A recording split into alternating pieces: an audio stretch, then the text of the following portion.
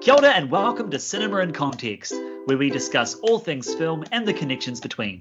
My name is Jeremy Downing. I'm William Chen. And I'm Sarah Watt. And each month at Cinema in Context, we discuss two films, one current and one retrospective, with some connection. It could be the same director, the same actor, or a similar theme. This month, we are discussing Free Guy, which came out earlier this year, and The Matrix, which came out 22 years ago in 1999. The connection being that they are both set in digital, virtual worlds. Right, let's jump in with Free Guy. William, give us a summary of this new film. All right, Free Guy is the long gestating movie, but from director Shawn Levy, starring Ryan Reynolds as well as such luminaries as Jodie and our very own Taika Waititi, featuring the titular Guy, a bank teller who starts to realize that the brutal, cartoonish world he lives in is actually, spoiler alert, a video game. Excellent. Thank you, William. And I'll jump in with The Matrix. So The Matrix is set in 1999 and centers around the character of Neo, played by Keanu Reeves. Neo, or Thomas Anderson, is a successful software developer. He works for a large corporation and moonlights as a hacker, trying to find an elusive fellow hacker called Morpheus. He doesn't kind of know what he's looking for, but he's heard of this thing called the Matrix, and he feels confident that it's going to provide him some answers and purpose in life. And that's kind of where the story starts. And as Neo continues on his journey, he meets with Trinity, played by the fantastic Carrie-Anne Moss. And through connecting with her, he then connects with Morpheus, played by Lawrence Fishburne. And he offers him a blue pill or a red pill. Blue pill, go back home, forget this ever happened. Red pill, you get to see what the Matrix is for yourself. And no turning back. It's worth saying the film is directed by Lana Wachowski and Lilly Wachowski, two siblings. They are billed as the Wachowski brothers, which I find an interesting detail considering some of the readings that have been looked into this film since, which I'm sure we'll get into later on. But the Wachowski siblings have directed this, and it really jettisoned them into a Hollywood career that we will talk about very shortly. It's worth mentioning that we will be talking about both films in detail, spoilers galore. So if you haven't seen either The Matrix or Free Guy, then I suggest you to pause this episode and come back to it at a future date. Brilliant. Sarah, I'm going to throw the rako to you. Jump in with either film. What are your thoughts? Look, Jeremy, William, it's great to be here. Look, I think we can make this the shortest podcast we've ever done simply by agreeing that The Matrix is a fantastic film and Free Guy isn't. So there we go. Great. I've had a good time. Look, let's be serious. In 1999, The Matrix was extraordinary. And I'm pleased to say that for whatever reason, and perhaps it's largely nostalgia-based, on a rewatch, and this is not the first rewatch since 1999, but on a rewatch for the purposes of preparing for this podcast, The Matrix holds up in so many ways. And admittedly, probably we've been oversaturated over the last 22 years in terms of that wonderful bullet time sequence and understanding this brave new way of having people run up walls and shoot things in slow motion and so on and so forth. But to me, it still feels like an extraordinary piece of cinema. Certainly it was back in 99. And I think we will agree that it was groundbreaking and, of course, has been adopted in many, many films ever since. But it also still works as a bloody good time. I was not enamored of Free Guy at all, and I know we'll get into that, and I know we have varying views, which should make this really interesting. I don't think, though, that Free Guy is going to go down in history as quite as sort of resonant and relevant and important as the wonderful first Matrix film. I really agree with your views on Matrix, Sarah. I think rewatching it this time, it's been a while since I've seen the first Matrix, but holy moly, does it ever hold up? I think really the only things that date it in my eyes or in my ears are some of the soundtrack choices. I think when Rob Zombie appears in the club scene, it's like, whoa, hello, 1999. And then some of the action sequences, the visuals are just, they're paired with I'll just call it like generic punk. Like ticka ticka ticka ticka ticka ticka ticka, which reminded me so much of those old, and we've talked about this before, DVD. You wouldn't steal a car. Yes. You would steal a handbag. That's right. Yes. Yeah, entering the Matrix is against the law.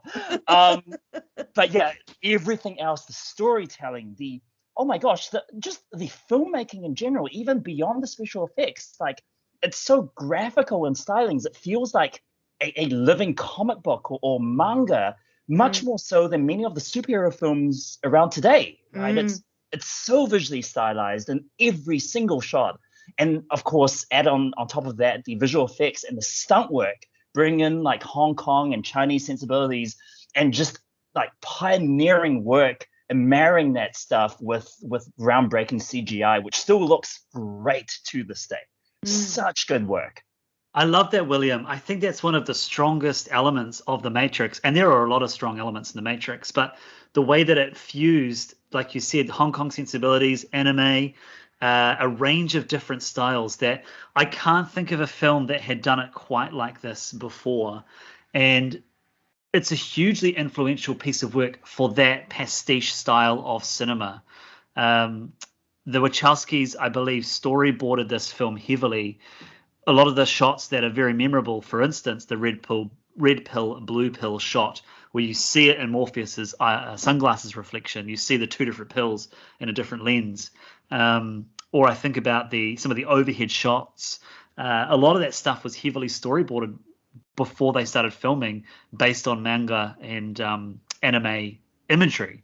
And yeah, for all of the things that it's offered cinema, I don't think it doesn't really get much praise for that element. And whilst you're absolutely right, Sarah, every parody movie of the early 2000s had their slow motion scene. I mean, it's in Shrek, for goodness sake. Yeah. There were serious films as well that ripped it off. You remember there was that film with John Travolta as a baddie, evil guy. I want to say Snake Eyes. I don't think that's quite right, but there's a horrific scene in that where there's an explosion and a whole lot of bullets. I think bullets, or you can tell I've only seen it once and vaguely remember, but I remember the special effects aspect of all of the shrapnel pinging out and causing carnage was very reminiscent of that whole bullet time technology from The Matrix. And that wasn't done as a parody or a Shrek kind of like nose tapping in joke even, but yeah. Yeah, also something that jumps to mind immediately is Jet Li's The One, where you have bullet time, except it's punching bullet time. And so you have these bodies flying in the air in super slow motion while Jet Li is moving regularly. A lot of stuff like that in the early to mid 2000s.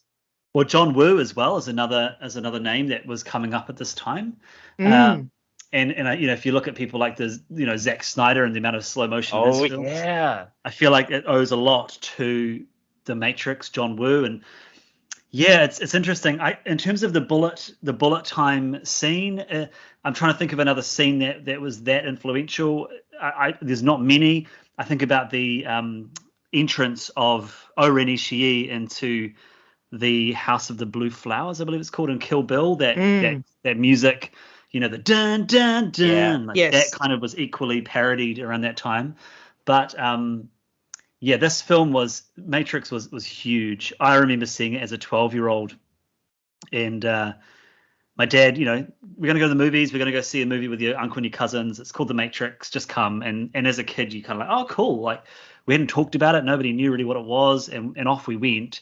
And it's one of those very influential film moments, particularly when you're 12/13, that really sticks with you. And I watched it again last night, and it was, I agree with both of you, it really held up. There's only one scene that now is quite cringe for very clear reasons. Which is that? It's the lobby shoot-up scene. Oh, you're right. But do you know why? Oh, and I shouldn't leap in because you're about to say. I watched that. I felt the same way. And the reason it feels cringe now is simply because, sadly, the Columbine boys and many, many, many, many, many, many, many others have adopted the black trench coat, massive guns down the sleeves and inside to then do massive shootouts. I'm not suggesting there wasn't gun violence before The Matrix happened, but so many gun violent crimes derived from the Matrix's imagery. I think that's why it now feels cringy. Have I trampled all over what you were going to say? Oh, you haven't trampled on it at all. You've said it, and you've said it very eloquently. And that's, you're absolutely right. I think, and just the narrative of gun violence is at a different stage now than it was in 1999. There's the scene in The Matrix where Neo is first sort of freed, and him and Morpheus are in that white. Yes. I think he calls it the console or something, and he's showing him, this is your world as you know it, 1999, and this is before things started to change. And I feel that's kind of prophetic, that 1999, despite being just before the turn of the millennium, there were a lot of key events that were to happen, particularly in America, but also in our world, that have really shifted some of those sensibilities. So obviously 9/11 has been a big event, the Columbine shootings, and the new war that America and other countries would go to in Iraq, and I think the rise of the internet, in a way that we had the internet in the 90s, but it wasn't the kind of behemoth that it was going to become. And I said this to my boyfriend when we were watching this, and I was like, you know what, 1999 was a really pivotal year. It was the kind of end of something significant, and we didn't fully appreciate that beyond worrying about Y2K. Well, yeah, but you say beyond worrying. I mean, that was significant. We thought that, when I say we, I don't really think I subscribe to the idea that the world was going to end on December 31st, but it felt like a massive turning point to go into the new millennium. So the fact that The Matrix is the sort of the entree, the appetizer, if you will, to that massive change in world history seems incredibly apt. If it had come out in 2002, it would feel a little bit like, yeah, but we're already here now. Whereas, I don't know, it felt terribly clever, you know. I do remember waking up January 1st in 2000 at my grandparents' place, running over, turning on the light and seeing the light turn on and going, oh, yeah, the power's still on. World is still turning.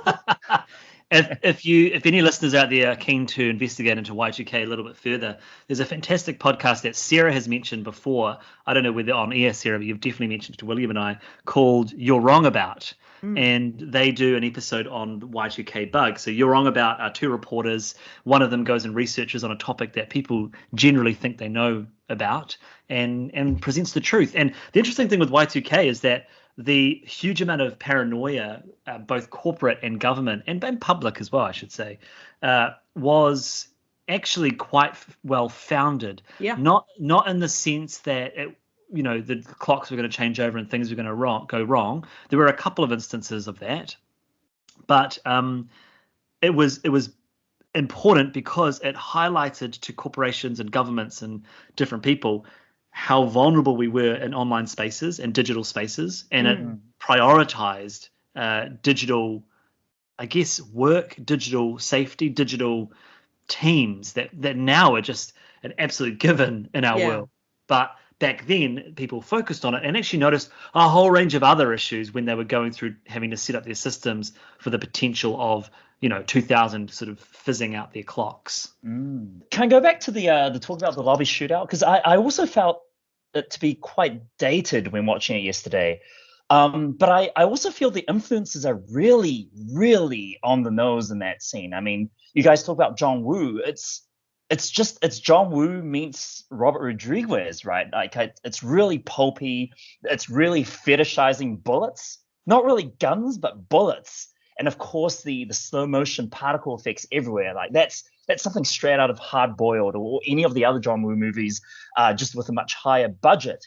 And maybe it's because of all the iconography that's built around it, the trench coats, the dusters, the sunglasses, and all the stuff that leads it a credence of coolness that really differentiates it. Because it really does feel like this is us paying homage to something that's come before. So you're saying that The Matrix feels like an homage already, notwithstanding that in the last 22 years, everything has been an homage to The Matrix? That too. And we'll talk more about that when we get into Free Guy as well. Like it's just the onion when you start peeling stuff back, right?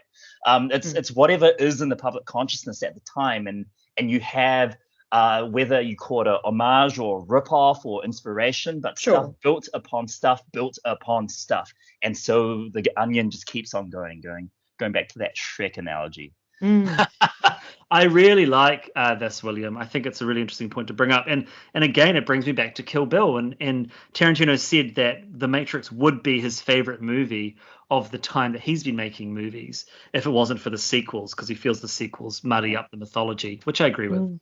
But in and of itself, he's just like, it's one of the most brilliant films. And I think about Kill Bill and the confidence with which he pastiches so many elements in those movies, and how that's had a large influence as well. Again, not to the extent of The Matrix.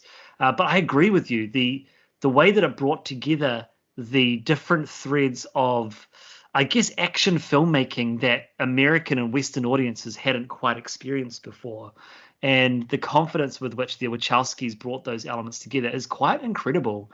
And I'm quite a big fan of the Wachowskis. I don't love all of their stuff because it so often tips into goofy, silly land. And you sort of see the hints of that in this film, but they really get the style right. That when you get to the end of the movie and Trinity literally saves Neo with a kiss, they've done the work. Done the work. I'm invested. I'm all good with this, but they don't do the work in some of their other films, which is interesting. But they fully get that weaving together and the tonal. Weaving. Like Hugo Weaving. Yeah. Can I just say, because there will have been viewers, listeners, watchers shaking their fists at the podcast with my misremembering the John Travolta film. The film was 2001's Swordfish, and it may indeed be worth a rewatch. But anyway, can I just say we have been praising The Matrix, I think quite rightly, to the roof for a lot of its qualities. But let's not forget, it's also a visionary film in terms of its story, its plot, its story, its messaging, the universe that it's created, the provocation, the very fact that, sadly, and I watched this fantastic documentary, I think it was called The Glitch in the Matrix, that, sadly, there are people who have been so influenced by the film The Matrix that they believe we are living in some sort of reality or unreality just like that, and they're behaving accordingly. But that's extraordinary as well. So this wasn't even a cool-looking film with trend-setting costuming. And I thought the soundtrack was incredible. It certainly was at the time. I quite like it now. But again, I think that's nostalgia. Do you know what I mean, though? It's super clever. And if we were to segue eventually into Free Guy, I know that there are aspects about it that are kind of clever, but for the most part, it's so stupid and boring. Like actually, just like Ryan Reynolds' face. It was like, I am not interested in what's happening here. And we'll talk about the elements that made that even harder to pay attention to. But I was just like, I don't even care. Whereas in The Matrix, you care what happens. Okay, a couple of things to talk about what you're talking about, Sarah. Completely agree. The Eastern philosophy. I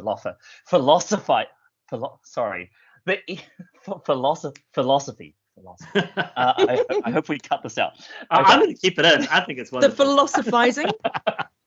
The Eastern philosophizing. Yeah, that's it. That works. Yeah. Anyway, philosophy of an Eastern tone is so prevalent throughout the entirety of The Matrix. I mean, if you look at it with an uncharitable lens, so much of Morpheus's dialogue is just Lawrence Fishburne being like a machine for delivering these Eastern-sounding cones of, what exists does not exist. Yeah. And like he's just this exposition machine, which is what my brother said when we were watching it. But it makes sense and it's cohesive and it ties everything together with like a really neat bow. And of course it fits the visuals as well and the style of the whole thing.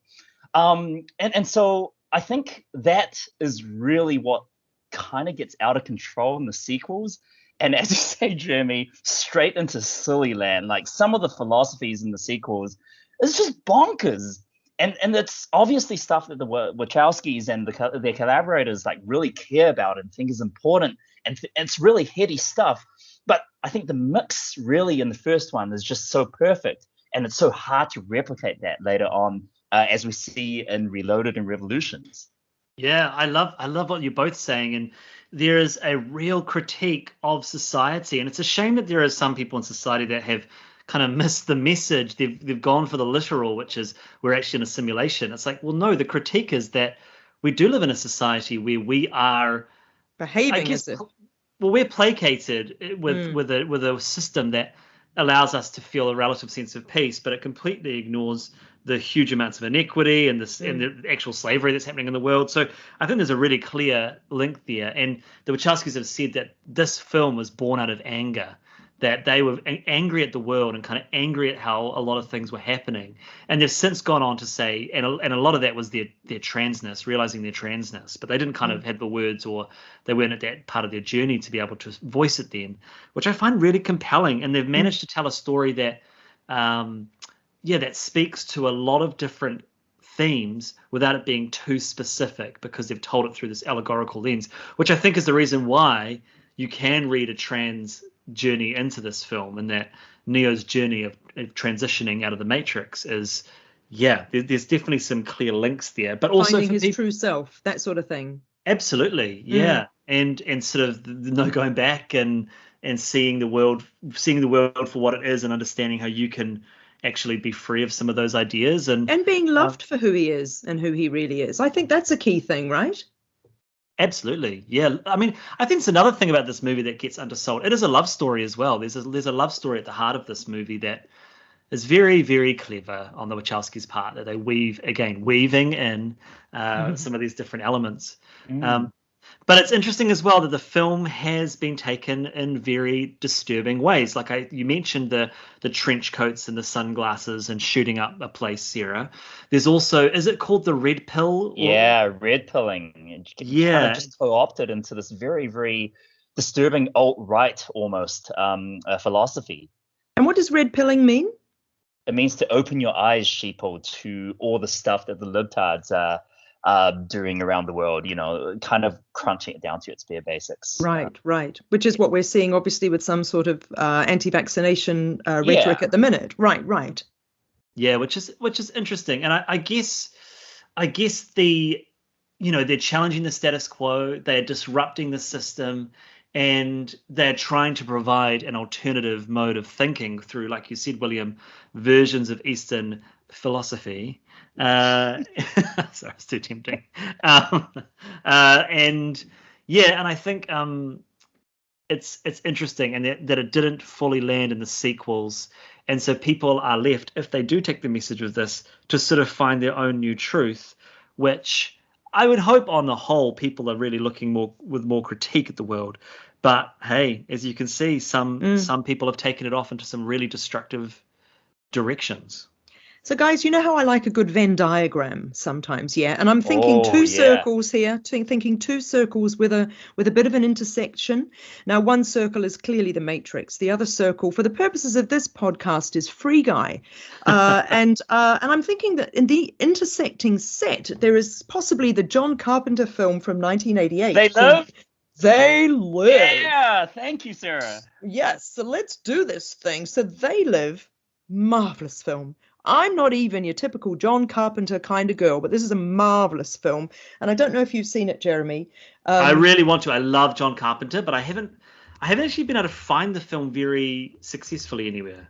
Do you know, I have a feeling I saw it in Paris a couple of years ago in a retrospection in a small repertory cinema. But the last time I was in Paris. That's right. Well, it was. And it might be the last time. Anyway.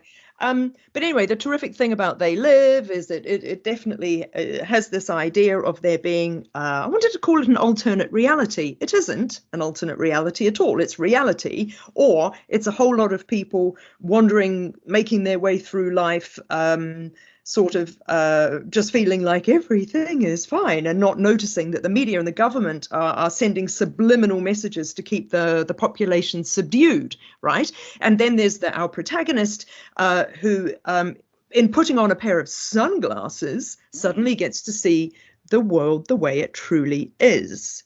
Which leads me to Free Dumb Guy. Hang on, Sarah. So you bring up Venn diagram with They Live and talking about how everything is fine. Can I please add another circle to this Venn diagram? Please. And instead of everything is fine, say that everything is also awesome.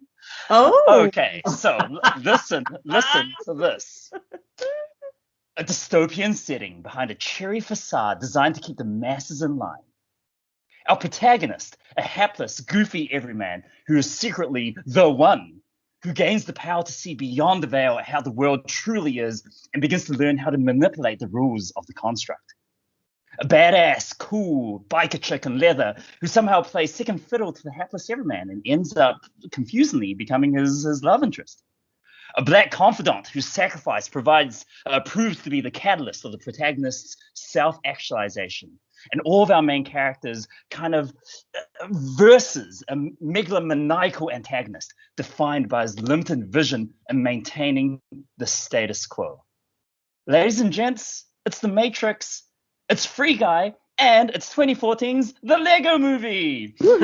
Man, this is crazy. Watching Free Guy, and I mean, truth be told, at the end of the day, I quite enjoyed Free Guy for its faults.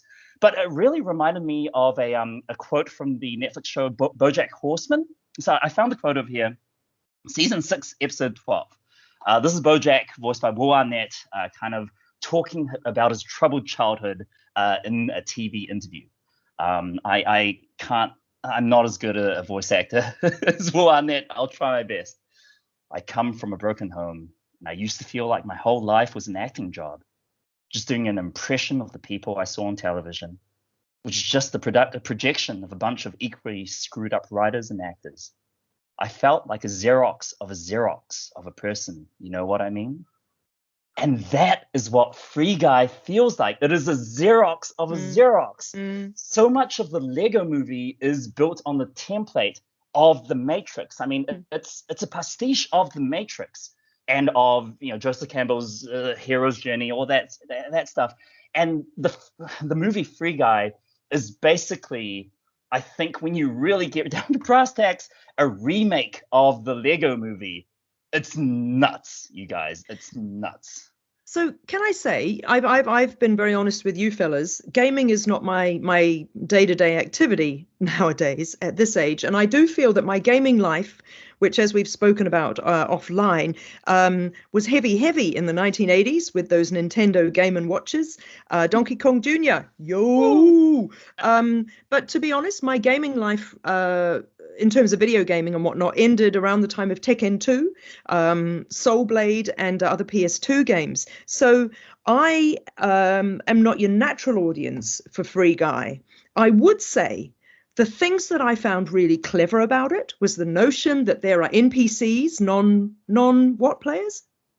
Player characters. Oh, non-player characters, right? Okay, so extras in my line of work, perhaps. So there are a whole bunch of extras, many of whom probably don't have proper character names and wouldn't pass the Bechdel test, and that they're all there to serve this purpose. And I loved the idea of taking us inside the life of an NPC, and then being utterly sympathetic towards that NPC and indeed the other NPCs and so on and so forth. And so in the scene in Free Guy where they all go on strike, I thought, well, that's blimmin' marvellous. And you've got all those actual player characters in the game going, where are they? I thought that was delightful and I thought that was clever. I, though, don't see why anybody other than possibly an 11-year-old child would find things like the Star Wars music and the lightsaber and the other sort of really on the nose nods to other, or the Marvel movies, Chris Bloody Evans sitting in a cafe watching that very, very quick Captain America gag. Is that funny? Is that cool?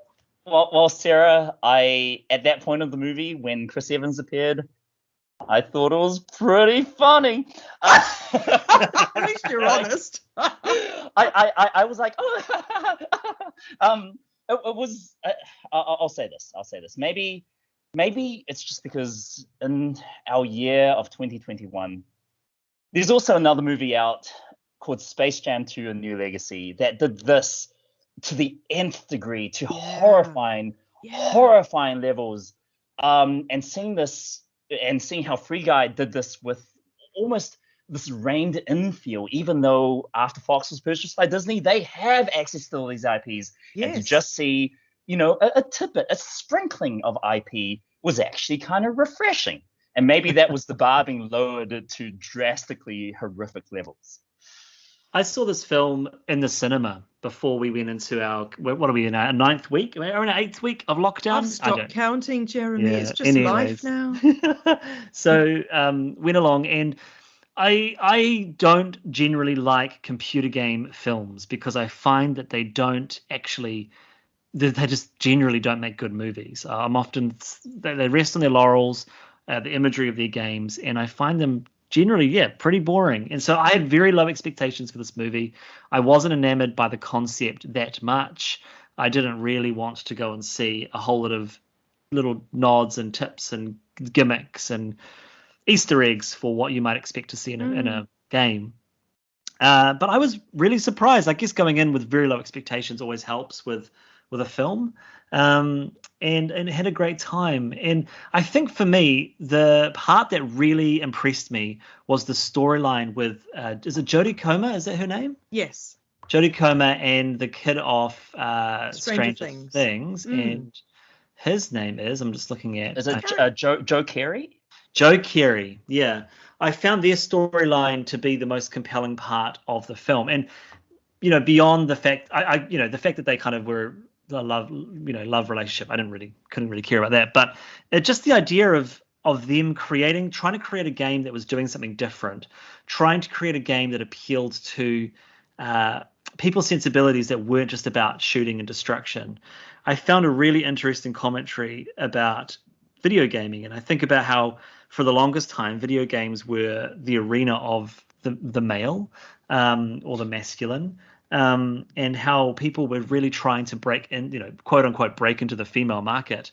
And then you had, computer games on our phones and Facebook games that appeal to a more feminine sensibility when you've got the things like The Sims and the various Farmvilles that have come up. And I just think that there's something quite special about that idea and the way that the answer to the problems in the world of Free Guy was to lean into a different style of video gaming that was sort of beyond the veil of this world. And the only thing that I didn't enjoy was Taika Waititi's performance. And I love Taika Waititi. But I actually have time to talk about this. I couldn't understand what he was saying through lots of the movie. He sort of mumbled his words a lot. That's what I thought. And then I thought, I know he's using his normal Kiwi accent, and I appreciate there are some good reasons for that. But I thought, what?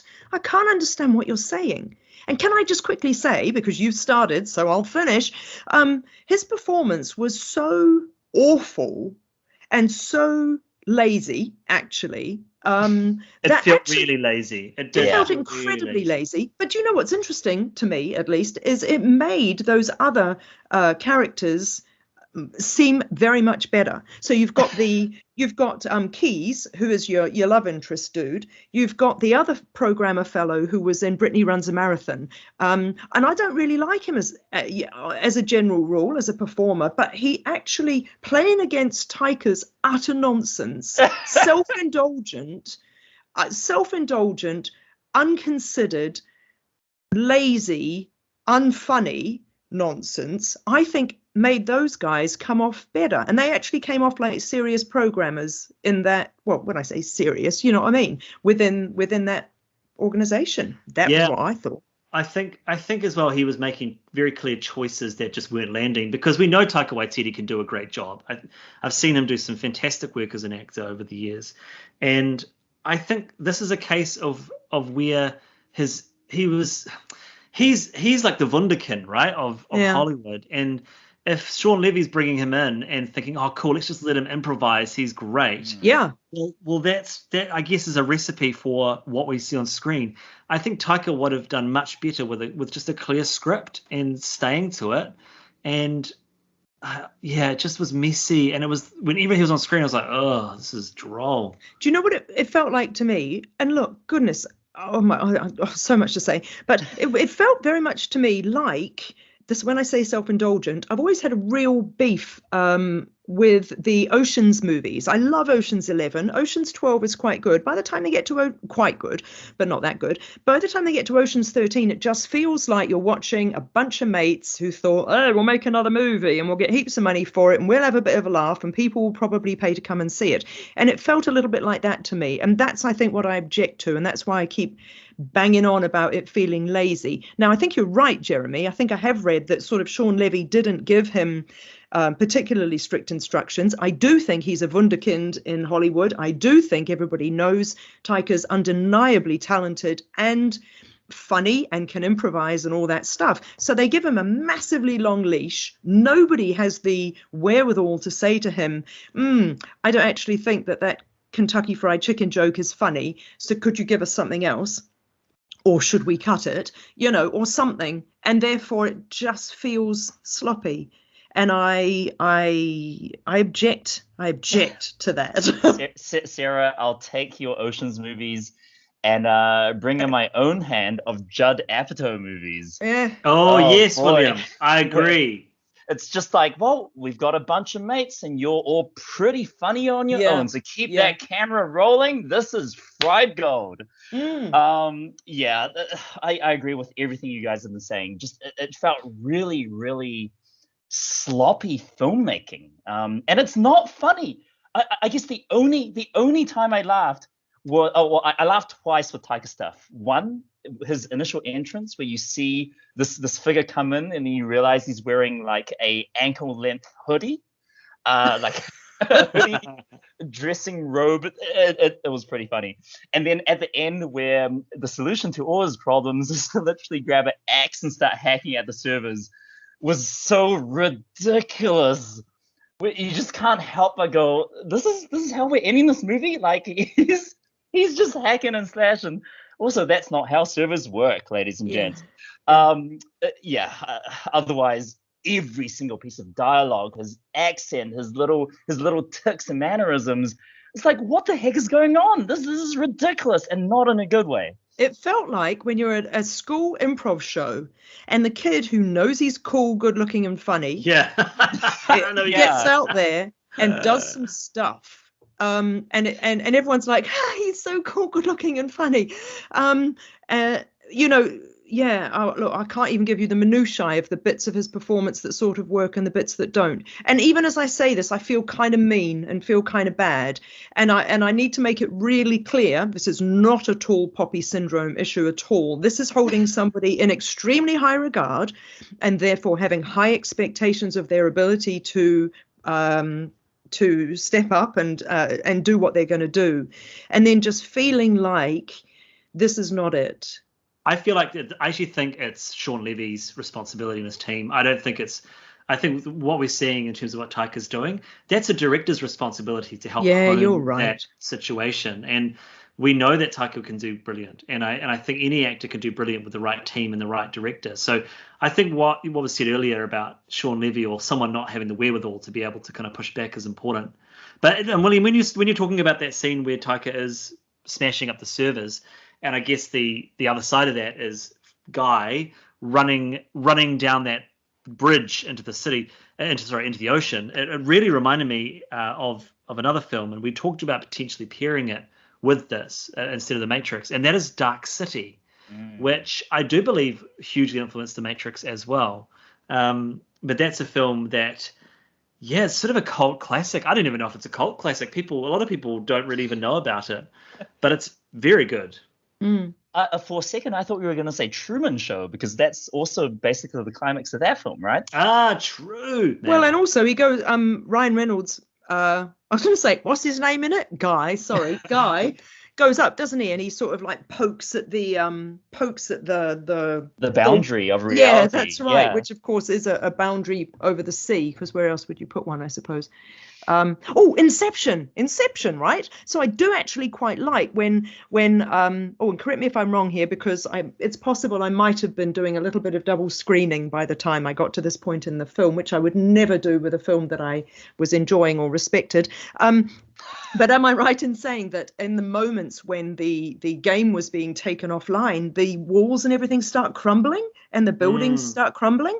And I think it's Jodie Comer who is hurtling through that and watching as it all starts to crumble down. That felt very Inception to me. Well, I think you're right, Sarah, because it doesn't just crumble, it moves and squashes and things lift up, which is very Inception. And it's changing in an evolving sort of way, you see, isn't it? That's what's clever. It's like there is something external happening that is starting to break this up. And that's the same with the dreams in Inception. If you're getting water thrown on you, it'll feel like water in a different context in the dream and so on. I think I'm going back to the game stuff. I play a lot of video games, and for what it's worth, I think this is pretty good. Like, it's a pretty good video game movie, even though it's not based on any particular video game. It reminded me a lot of Jumanji. Is it called Welcome to the Jungle? Oh, yeah. Yeah, like, these are obviously movies written by people who, if they don't understand the minutiae of video games, at least have played a video game, which is more than I could say for something like Super Mario Brothers, where, like, the rules and how the game world works and all that, like, it generally is pretty cohesive. I like the fact that the sunglasses are the user interface, and putting them on, you get to see the, they live kind of version of the world. I like how you have real streamers in this movie, who provide, little bits and pieces and have some link to the real world. I like all the stuff, all the little things. Like, if you look in the backgrounds of so many of the scenes when you're in Free City, there's people just doing stupid things like running against a wall or like bending down and picking something that's non-existent. And that's how people play video games. It's not mainly just follow the objectives. People like to be silly and do silly stuff. So I like that for the most part, the movie understands that and includes that as part of the world. On the flip side, I feel like there's also a couple of jokes about the basement dweller and the guy who's eating raspberry Twizzlers, and it seems like they're kind of having their cake and eating it too. Like, oh, video games are hip, video games are great, but also if you play video games, you're a loser. Loser. Yeah. It just tonally, some of those scenes didn't quite mesh, but for the most part, I thought it was relatively positive for what it was portraying. That's such a good point, because I was thinking about Twizzler Guy, for want of a better name, just because he was the Channing Tatum character, wasn't he? Yeah. So I actually want to, backtrack ever so slightly to say I did think it was quite clever the way that his headset was obviously still on, and you hear you see Channing Tatum saying it, but you hear him going, "Mom, put the sock down. That's not leave that sock alone." And you know that, of course, that's the real player's life. And I did actually think, that is quite clever, that intersection, if you will, of the real player, but also how he manifests in the game. But you're absolutely right. On the one hand, I'm just going to be honest, and I'm trying to be thoughtful about how I put this. The whole thing felt like a male fantasy, and it felt like the male fantasy of a guy who can't get a girlfriend. And it's written that way because, or to the extent that Keyes literally designs a scenario, bases it on his best female friend who, and then at the end and so on, which is actually lovely. But you know what I mean? It is like, this is the space in which I get to be the person I wish I could be. And I fully agree with you, Sarah. Hang on, I'll fight back on that a little bit. Because how I saw the movie isn't the movie from Jodie Comer's point of view, and for me, like, Keyes was kind of the girl who was there all along, that trope, except gender flipped. Do you mean from like, her point of view, she was like, I've always liked this guy? Yeah, it felt very John Hughesy, the whole love confession at the end, because he wasn't a devout character. She had much more to do than he did. But he had written her, hadn't he? He created her character. No, he created Guy. Yeah, true. She's not a character, she's a real human. Yeah, true. So he created Guy, though, with a special sort of AI, or was that? This is where I don't understand. He created Guy to be sort of awakened by Keyes's ideal girl, and he based all of that on Millie's character. Millie. Yeah, That's right. That's right. I think you both got a point, though. I think, William, you're right. I think there is a prioritizing of Jodie Comer's character that I really appreciated, and like I said, was the kind of core of the film for me. But Sarah, I think you're right as well that there is this male fantasy element of this movie, and there's no other female characters in this movie. It's very one-sided. There's coffee shop girl. No, just joking. Yeah. There's the best character in the movie, which is the head of the art department, and how she's just like, Taika, we can't do this. Yeah. that felt very, very true to life. Like, just these cubicled artists going like, well, I mean, management is telling us to do this. We'll do the best we can. All right, team. Final thoughts. Sarah, do you want to start us off? Well, we could have cut the last 45 minutes, Jeremy, because I stand by saying The Matrix is a great movie that still holds up, and Free Guy isn't. William, give us your final thoughts. Alrighty. Matrix, masterpiece. Loved rewatching it. Had issues with Netflix cutting my movie in half, but that's a story for another time. Free Guy, I was really genuinely shocked at how much I ended up enjoying it. One thing we haven't mentioned is the talk of AI and how AI plays into so much of the climax. I really thought of the movie Her at the end, the Spike Jonze movie Her, and how Her ends up with the AI kind of gaining omnipotence and far surpassing their human creators. And I wonder whether that's going to be what happens after Free Guy, the events of the movie. Like Ryan Reynolds just realizes that I don't have to be Ryan Reynolds, I can be God. And then, stuff takes off and we get Judgment Day. But with all that's been said, I thought the sweetness of Free Guy was really refreshing. It was what's hard on its sleeve, and I can forgive a lot of the Taika stuff and a lot of the plot stuff, because at the end of the day, it's original property that is genuinely positive. And there's not that many movies you can say does that in 2021. I really appreciate that, William. And I was going to categorize my final thoughts with a similar sentiment, which is watching Free Guy and absolutely all the pastiche of other elements of IP. Yeah, that's all in there. But there is an originality to what they're trying to do. And watching The Matrix, that was one of the things that struck me. I was like, oh man, this came out at a time where every time you went to the movies, you didn't kind of know what you were going to get, and it was really exciting. And whilst we look back at these classics with rose-tinted glasses and forget all of the other average movies that came out at the same time, I don't know, there's something really exciting about that has been lost. And we've talked about that, I think, a lot in our podcasts, that generally when you go to the movies now, you know what you're getting beat for beat. And I really miss that. And I'm not saying that Free Guy hugely achieves that, but I do think that there is a space where it's filling a little bit of a niche, where it's something new that we haven't seen before. And I guess reflecting on The Matrix, one other film that I'd like to put out there is Alien Resurrection. Now, Alien Resurrection That's not like you, Jeremy. I know, Sorry, right? Did you say Alien? Yeah, Gosh, my favorite movie. Alien's my favorite movie. Alien Resurrection is probably the weakest, or one of the weakest of the Alien films. However, there are some shot-for-shot recreations in The Matrix. So Trinity jumping across the chasm of the street, that exact shot is at the end of Alien Resurrection with Ripley jumping across a chasm. It's shot in the same way.